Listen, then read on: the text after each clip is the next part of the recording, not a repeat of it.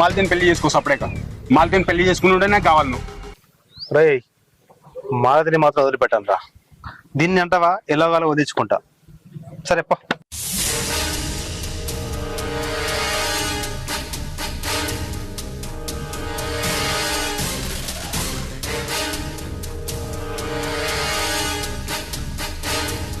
ఏంది సుకన్య గిడి తీసుకొచ్చినావు?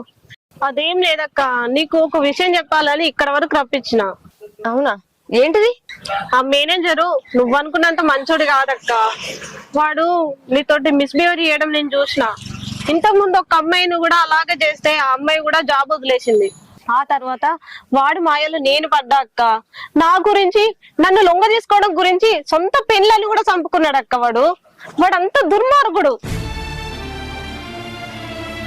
అవునే, నువ్వు చెప్పిందంతా నిజమే. నిన్న పని నేర్పిస్తా అని చెప్పి నా చేతులు రాసుడు, నా చేయి మీద చేసుడు, వాడి ప్రవర్తన మంచిగా లేదే.